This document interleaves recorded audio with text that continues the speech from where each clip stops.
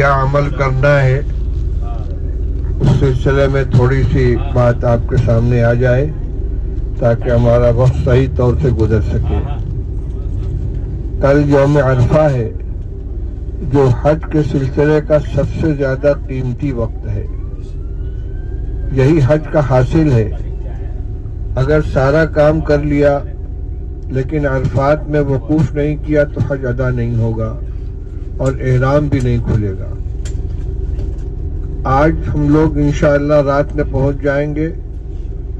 اس وقت سے لے کر کل ظہر کا وقت شروع ہونے تک کوئی خاص عمل نہیں ہے، بس فجر کی نماز اپنے وقت پر ادا کرنا ہے اور اس کے بعد اپنی ضروریات پوری کرنی ہے، کھانا کھائیں، آرام کریں، اگر کوئی غسل کرنا چاہے غسل کر لے، لیکن جب ظہر کا وقت شروع ہو جائے گا اس وقت سے لے کر سورج ڈوبنے تک کا وقت اصل وقوف عرفہ کا وقت ہے۔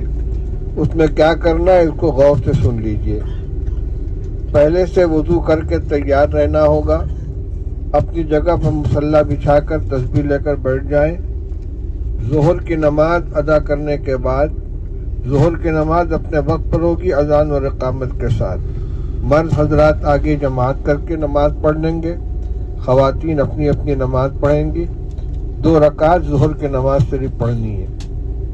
اس کے بعد 3 تسبیح ہے، 100 مرتبہ 3 ذکر کرنا ہے۔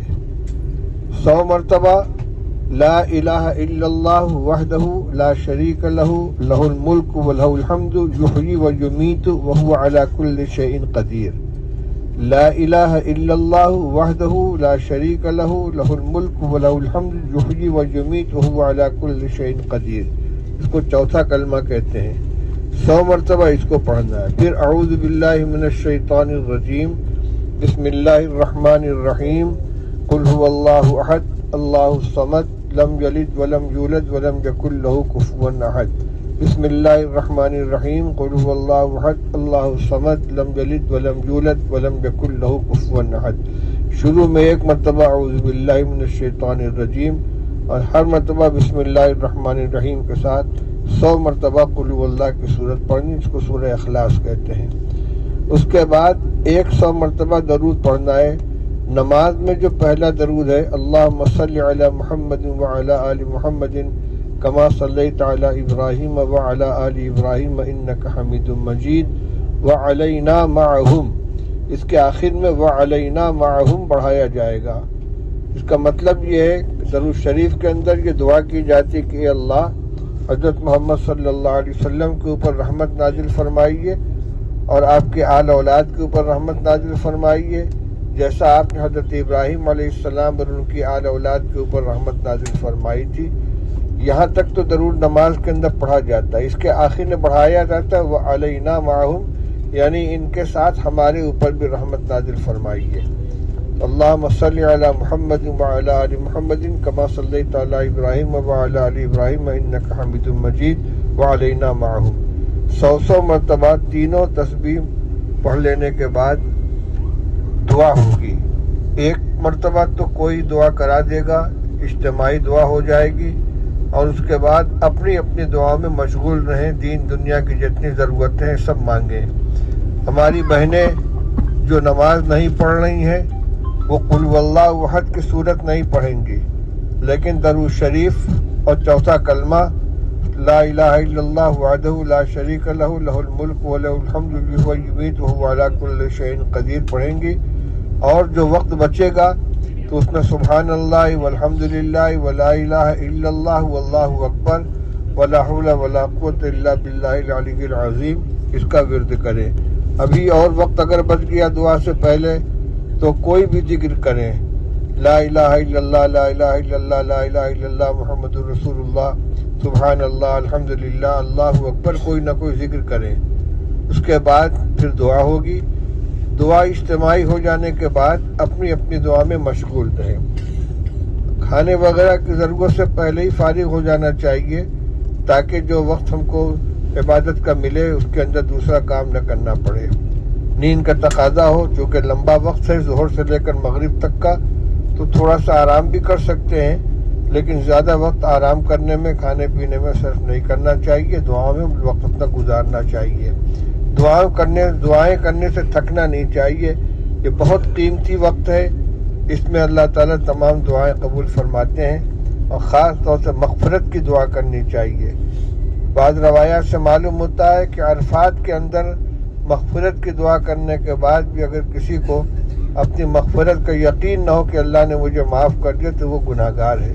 اللہ کی رحمت پر پورا بھروسہ مان کر کے، اللہ کی رحمت کا پر بھروسہ کرتے ہوئے اللہ سے معافی مانگنی ہے، ایک ایک گناہ کی سے توبہ کرنی ہے۔ لیکن ایک بات یاد رکھیے کہ استغفار کا مطلب صرف استغفر اللہ پڑھنا نہیں ہوتا، بلکہ توبہ اور استغفار کا مطلب یہ ہے کہ آدمی جن گناہوں میں مبتلا ہے ان گناہوں پر ندامت ہو، شرمندگی ہو، اور ان کے سلسلے میں عزم کرے کہ آئندہ اس گناہ کو ہم نہیں کریں گے، اس کے بعد اللہ سے معافی مانگے، تب یہ توبہ بنتی ہے۔ لیکن اگر گناہ کو چھوڑنے کا ارادہ نہ ہو اور صرف معافی مانگی جائے تو یہ استغفار نہیں ہے۔ اس لیے اللہ کے گھر آئے ہیں اور اتنا قیمتی موقع ملا ہے تو اس کا عزم کریں کہ ہم جن گناہوں میں مبتلا ہیں ان کو چھوڑ دیں۔ اگر کوئی نماز کی پابندی نہیں کرتا تو یہ عزم کرے کہ ہم انشاءاللہ 5 وقت کی نماز پابندی کے ساتھ پڑھیں گے۔ کسی کی اگر عادت غیبت کرنے کی ہے، جھوٹ بولنے کی ہے، چغلی کھانے کی ہے، یہ بہت بڑے گناہ ہیں، ان سے اپنے آپ کو بچانے کی کوشش کرے۔ کوئی خدا نہ خواستہ کسی نشے کا عادی ہے، سود کا معاملہ ہے، تو ان سب سے اپنے آپ کو آزاد کرنے کا عزم کریں اور اللہ تعالیٰ سے معافی مانگیں۔ یہ عمل چلتا رہے گا۔ پھر جب عصر کا وقت ہوگا تقریباً 5:30 بجے تو دوبارہ عصر کی نماز ہوگی، پہلے ظہر کی نماز ہوگی، پھر عصر کی نماز ہوگی۔ عصر کی نماز کے بعد پھر دعا میں مشغول ہو جانا ہے، اور مرد حضرات کے لیے بہتر یہ ہے کہ خیمے کے باہر نکل کر دھوپ میں کھڑے ہو جائیں اور قبلہ رخ ہو کر دعا مانگیں، جتنی دیر کھڑے ہو سکیں کھڑے ہو کر دعا کرتے رہیں، اور اگر برداشت نہ ہو تو بیٹھ جائیں، لیکن اپنے سامان وغیرہ کو اس طریقے سے محفوظ رکھیں کہ ایسا نہ ہو کہ اندر باہر نکل گئے اور سامان اندر غیر محفوظ ہے۔ عورتوں کے پاس سامان چھوڑ دیں اور باہر نکل کے دعا کریں۔ دعا کا سلسلہ غروب آفتاب تک چلتا رہے گا۔ سورج ڈوب جانے کے بعد عرفات سے مزدلفہ کے لیے روانہ ہونا ہے۔ وہاں جو گروپ کے ذمہ دار لوگ ہیں یہ بسوں کا انتظام کریں گے اور اپنے نگرانی میں بسوں کے اوپر سوار کرائیں گے۔ اس کا خیال رہنا چاہیے اور سب کے لیے دعائیں مانگیں۔ جن لوگوں نے دعاؤں کے لیے کہا ہے اس طریقے سے دعا کریں کہ اللہ جن لوگوں نے ہم سے دعا کی درخواست کی ہے، ان کے جتنی ضرورتیں ہیں، جن مقصدوں کام کے لیے دعا کی درخواست کی ہے، سب میں کامیابی عطا فرما۔ اللہ تعالیٰ سب کی دعاؤں کو قبول فرمائے، سب کے حق کو قبول فرمائے۔ لبیک پڑھتے رہیں، لبیک اللہم لبیک لبیک لا شریک لک لبیک ان الحمد والنعمت لک والملک لا شریک لک۔ ایک بات اور کہنی تھی، کل 9 تاریخ کی فجر سے لے کر 13 تاریخ کے عصر تک تکبیر تشریق بھی پڑھنی ہے، اس لیے کل فجر کی نماز کا سلام پھیرنے کے بعد پہلے تکبیر تشریق پڑھی جائے گی، اللہ اکبر لا الہ الا اللہ واللہ اکبر وللہ الحمد۔ مرد حضرات بلند آواز سے اور خواتین آہستہ سے تکبیر تشریق پڑھیں گی، اس کے بعد پھر لبیک پڑھیں گی، اور ہر نماز کے بعد سلام پھیر کر ایک مرتبہ تکبیر تشریق پڑھی جائے گی، اللہ اکبر لا الہ الا اللہ واللہ اکبر وللہ الحمد، اور اس کے بعد 3 مرتبہ لبیک۔ یہ لبیک تو 10 تاریخ کو یا جو کنکری مارنے کے لیے جائیں گے تو کنکری مارنے تک تو لبیک چالو رہے گی، اور جب وہاں پہنچیں گے تو لبیک ختم ہو جائے گی، اس کے بعد باقی ایام میں لبیک نہیں پڑھنا ہے۔ لیکن تکبیر تشریق جو ہے یہ 13 تاریخ تک مینا سے روانہ ہونے کے 1 دن بعد تک عصر تک تکبیر پڑھی جائے گی، جیسے اپنے مقام پر پڑھی جاتی ہے۔ تو کل فجر سے تکبیر تشریق بھی شامل ہو جائے گی ہمارے معمول میں۔ فجر کی نماز کے بعد 1 مرتبہ تکبیر تشریق اور 3 مرتبہ لبیک، پھر اسی طرح ظہر، عصر، مغرب، عشاء سب میں، اور 10 تاریخ کے جمر عقبہ کی رمی کرنے تک تلبیہ جاری رہے گا اور تکبیر تشریق کا سلسلہ 13 تاریخ تک رہے گا. اللہ تعالیٰ سب کا حج قبول فرمائے اور صحیح طریقے سے عمل کرنے کی توفیق عطا فرمائے. لبیک اللہم لبیک لبیک لا شریک لک لبیک ان الحمد والنعمت لک والملک لا شریک لک لبیک اللہم لبیک لبیک لا شریک لک لبیک. میں نے آپ کے سامنے عرفات تک کا بیان کر دیا. اب اس کے آگے کے بھی تھوڑا سا سن لیں. 9 تاریخ کا دن غروب آفتاب تک، سورج ڈوبنے تک عرفات میں گزارنے کے بعد وہاں سے مزدلفہ کی روانگی ہوگی، اور امید ہے کہ ٹور والے سواری دیں گے، سواری کے ذریعے سے روانگی ہوگی. اور جب مزدلفہ پہنچ جائیں گے تو وہاں رات ہو چکی ہوگی. عشاء کا وقت شروع ہو جانے کے بعد مغرب کی اور عشاء کی نماز ادا کی جائے گی. عرفات سے نماز پڑھے بغیر نکلنا ہے اور راستے میں بھی نماز نہیں پڑھنی ہے. مزدلفہ پہنچ کر وہاں اذان ہوگی اور اس کے بعد پہلے مغرب کی نماز سے فارغ ہونے کے بعد تکبیر تشریق اور لبیک پڑھیں گے. پھر فوراً عشاء کی نماز ہوگی اور پھر سنت اور وتر وغیرہ اس کے بعد ادا کی جائے گی. پھر اپنا جو ضروریات ہو، کھانے پینے کی تھوڑی سی ضرورت پوری کر لیں، تھوڑا سا آرام کر لیں. فجر کی نماز اول وقت میں ادا کی جائے گی. سب کے موبائل میں وقت مطلب معلوم ہو جائے گا فجر کے وقت کب شروع ہو رہا ہے. فجر کی نماز اول وقت میں ادا کر کے پھر دعا میں مشغول ہو جائیں. مزدلفہ کا اصل وقت جو ہے وقوف کا اور عبادت کا فجر کی نماز کے بعد کا ہے، اور تقریباً یہ وقت چلے گا 1.25 گھنٹہ یا 1 گھنٹہ تقریباً، اس لیے کہ جب سورج نکلنے میں تھوڑا سا وقت باقی ہو تو وہاں سے عرفات مزدلفہ سے منا کے لیے روانگی ہو جاتی ہے. اگر سواری کا انتظام رہا تو سواری سے، ورنہ گروپ کی رہنمائی میں اور روانہ ہو جائیں. اور اگر خیمہ کے اندر آنا ہوگا ان لوگوں کی رہنمائی میں تو خیمہ میں آئیں گے، ورنہ سیدھے جمرات کے اوپر جائیں گے. اس لیے مزدلفہ سے کنکر چن لیں گے. ابھی تک کنکر ہم لوگوں کے ہاتھ میں آیا نہیں ہے.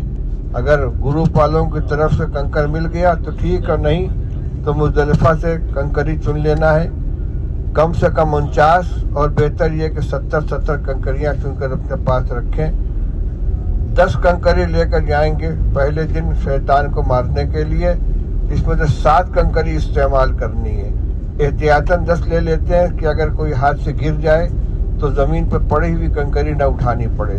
7 کنکری مارنی ہوگی، اور کنکری مارنے کا وقت ہوتا ہے سورج نکل جانے کے بعد. تو جب مزدلفہ سے روانہ ہوں گے تو سیدھے جائیں گے جمرہ کے اوپر. کنکری مارنے کے بعد جو حضرات طواف زیارت کے لیے آگے جانا چاہیں وہ سیدھے بڑھ جائیں گے. آدھا راستہ طے ہو چکا ہوگا. اور اگر کسی کو خیمہ میں واپس آنا ہے تو لوٹ کر خیمہ میں واپس آئے گا. اس کے بعد طواف زیارت کرنا ہے، سعی کرنی ہے، اور قربانی کی جب اطلاع مل جائے گی تو اپنا بال بھی منڈوا لینا ہے. اور اس کے بعد ہوٹل میں جا کر غسل کر کے سلا ہوا کپڑا پہن کے خوشبو لگا کے پھر اس کے بعد رات میں مینا کے اندر آ جانا ہے. 11-12 تاریخ کو صرف جمرہ کی رمی کرنی ہوگی. دونوں دن ظہر کا وقت شروع ہو جانے کے بعد تینوں شیطان پر کنکری مارنی ہوگی ساتھ ساتھ. لبیک اللہم لبیک لبیک لا شریک لک لبیک ان الحمد والنعمت لک والملک لا شریک لک لبیک اللہم لبیک لبیک لا شریک لک لبیک ان الحمد والنعمت لک والملک لا شریک لک لبیک اللہم لبیک لبیک لا شریک لک لبیک ان الحمد والنعمت لک والملک لا شریک لک لبیک اللہم لبیک لبیک لا شریک لک لبیک ان الحمد والنعمت لک والملک لا شریک لک